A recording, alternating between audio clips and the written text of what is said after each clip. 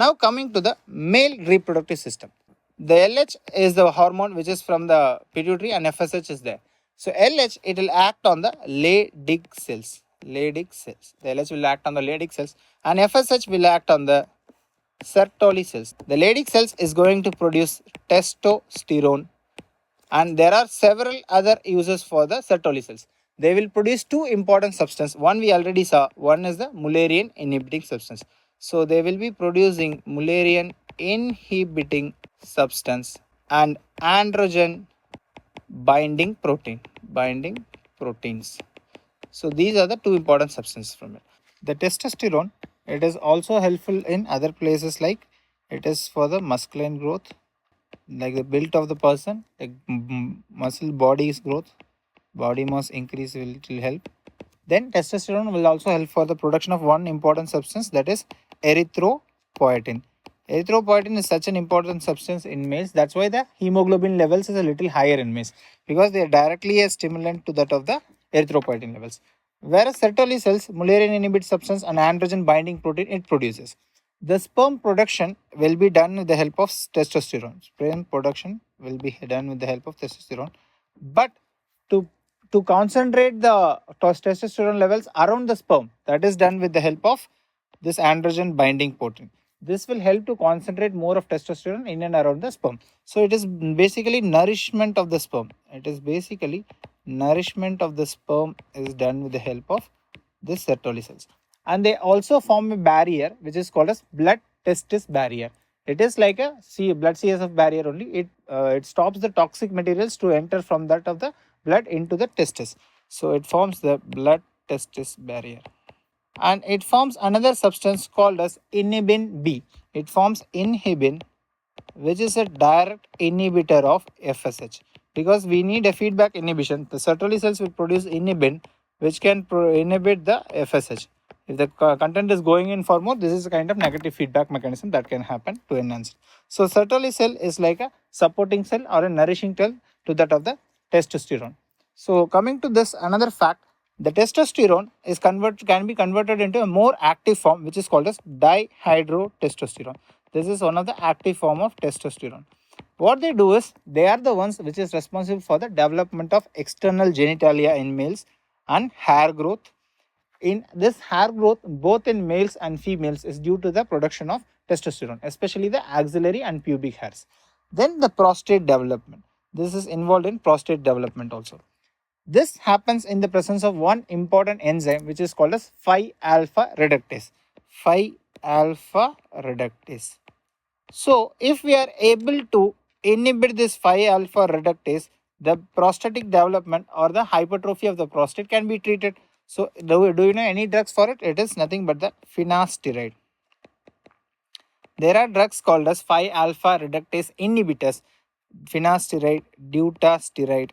So all these drugs are helpful in the treatment of one important condition in males, which is called as BPH. What is this BPH? It's nothing but benign prostatic hyperplasia. It's not a carcinoma, but it is a benign prostatic hyperplasia.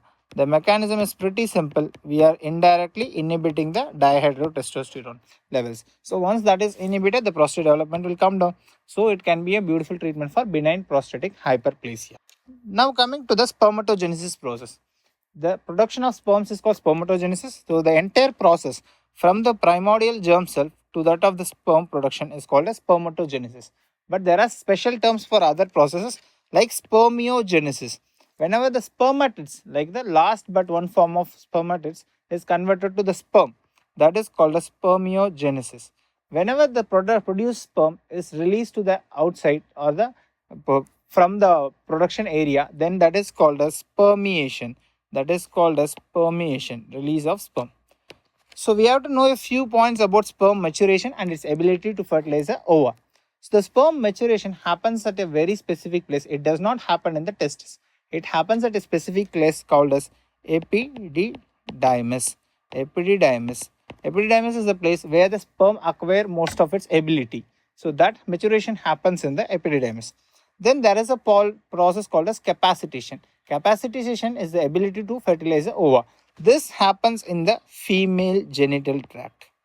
female genital tract. Once the sperms are released, what will happen? They will go and get capacitated in the female genital tract. And they enter the ova through a special reaction called as acrosomal reaction. What is this acrosomal reaction? The sperm penetrating inside the ova is called as acrosomal reaction. For this, we need some enzymes which is called as hyaluronidase. This is the enzyme which is responsible for this. And most of us would have studied only one sperm enters the ova at a time. What is the reason for it? Because once the sperm enters, what happens is outside membrane potential itself changes. So what will happen? The membrane potential changes once it is entered. So whichever sperm is coming, they cannot penetrate it now. Outside membrane potential changes happens.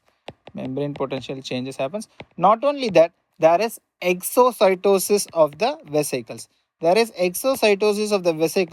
Inside that, what they will go? They will go and form a membrane kind of thing around the zona pellucida. So this exocytosis of the granules can happen, which can stop the process. Then coming to the male sexual act, there are both the systems involved. The autonomic system, both the wings of parasympathetic as well as the sympathetic system, both are involved. We should know what is involved particularly in which process. There are two events which happens. One is the erection process and another one is the ejaculation process. The ejaculation process is done with the help of sympathetic system. So ejaculation is done with the help of sympathetic system. So the parasympathetic system, what do? They causes erection of the penis. How do they do it? They secrete the ACH, which in turn activate the nitric oxide. This is one of the important element, that is nitric oxide is being produced. This nitric oxide can beautifully cause vasodilation. So once the vasodilation happens, there can be an erection of penis. And there is a drug which is constantly used for this erectile dysfunctions. How does it function? This nitric acid, usually it is degraded. It is destroyed by an enzyme called as phosphodiesterase 5. PDE5. If we are somehow able to block this phosphodiesterase 5, then obviously the amount of nitric oxide or the quantity of nitric oxide which is produced, they can stay there for a longer time. So what is the classical drug used for to inhibit this phosphodiesterase 5? It is nothing but the sildenafil or tadalafil, whatever drug is there. It is the brand name for the Viagra. So it is sildenafil, which is a phosphodiesterase 5 inhibitors. So indirectly they are increasing the quantity of nitric oxide. So this is all about the male sexual act. Now coming to the semen analysis. The semen analysis, few of the counts we should remember. The sperm count is around the minimum requirement. The minimum requirement for fertilization is 15 million per ml. 15 million per ml. Then motility, at least 40% of the sperm should show motility. More than 40% is preferred. Is preferable. Then coming to the progressive motility, like which is showing an active motility or moving in the forward direction. That should be more than 32% at least.